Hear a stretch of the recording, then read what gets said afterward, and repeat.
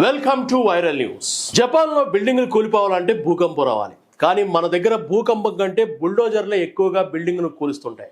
అంటే మన దగ్గర భూకంపం కన్నా పవర్ఫుల్ బుల్డోజర్లే. అందుకేనేమో బుల్డోజర్లకు 24 గంటల పని కల్పించింది తెలంగాణ సర్కార్.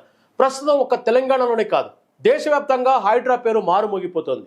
FTL సికం భూములు బఫర్ జోన్స్ లో ఇల్లు కట్టుకున్న వారికి హైడ్రా దెబ్బకు ఇప్పుడు కంటి మీద కునుకు పట్టడం లేదు.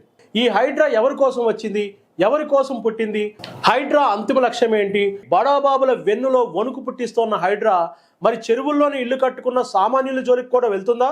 హైడ్రాకు అందరూ సమానమే అంటున్న ముఖ్యమంత్రి, ప్రజలు అప్పులు చేసి లోన్లు తీసుకుని రిటైర్ అయిన డబ్బులతో కట్టుకున్న ఇల్లు కూలుస్తారా? ఒకవేళ నిజంగా సామాన్య మధ్యతరగతి ప్రజలు కట్టుకున్న ఇళ్లను కూలిస్తే ప్రభుత్వం ఏమైపోతుంది? ఇవే ఇప్పుడు తాజాగా వినిపిస్తున్న ప్రశ్నలు. నిజానికి రాష్ట్రంలో అధికారం చేతులు మారినప్పుడల్లా కొత్త లీడర్లు పాత లీడర్లపై కక్ష సాధింపు చర్యలకు పాల్పడటం రొటీన్గా జరిగే వ్యవహారమే. అయితే ఇప్పటిదాకా ఆ కక్ష సాధింపు చర్యలు కేవలం గత పాలనలో జరిగిన అవినీతి అక్రమాలపైనే జరిగేవి. కానీ తెలంగాణలో సీఎం రేవంత్ రెడ్డి కొత్త ట్రెండ్ని పరిచయం చేశారు. హైడ్రా దెబ్బకు బడాబాబుల వెన్నులో వణుకు పుడుతోంది.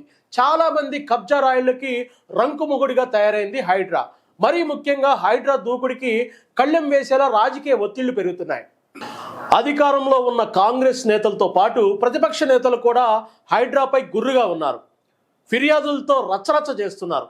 మరోవైపు హైడ్రాకు ప్రజల నుంచి సపోర్టు పెరుగుతున్న విషయం వాస్తవమే. కానీ తమ దాకా వచ్చేదాకా జనానికి ఆ బాధ ఏంటో అర్థం కాదనడంలో సందేహం లేదు. ఎందుకంటే ఈ దేశంలో పక్కోడు నాశనం అయిపోతుంటే చూసి సంతోషపడిపోవడం చాలా మందికి సరదా. ఇక సిటీలో ఏది FTL జోన్, ఏది సికం భూమి, ఏది ప్రభుత్వ భూమి అనే విషయం తెలుసుకోకుండానే చాలా మంది మధ్యతరగతి జనం ఇల్లు కట్టుకుంటున్నారు.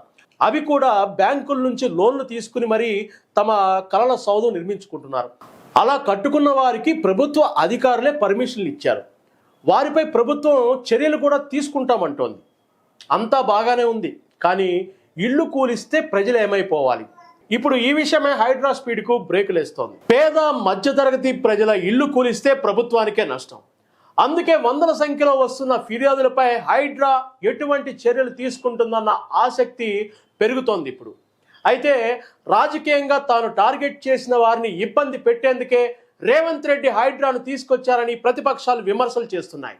అధికార కాంగ్రెస్ నుంచి మొదలు BRS, BJP, MIM పార్టీలు ఒకరిపై ఒకరు ఆరోపణలు చేస్తూ హైడ్రాకు ఫిర్యాదు చేస్తున్నారు.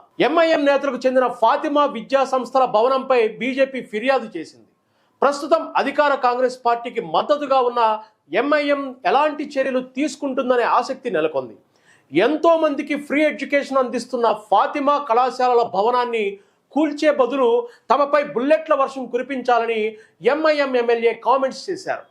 మరి చెరువు భూమిలో కట్టిన ఫాతిమా కాలేజ్ని కూల్చే సాహసం చేస్తారా లేదా అన్న ఉత్కంఠ పెరిగిపోతోంది. నిజంగా చెరువుల్ని కాపాడాలనే ప్రభుత్వం హైడ్రాను తీసుకొస్తే మరి ట్యాంక్ బండ్ పరిసరాల్లో ఉన్న నిర్మాణాల పరిస్థితి ఏంటి? నాలాలపై కట్టిన ప్రభుత్వ ఆఫీసుల పరిస్థితి ఏంటి?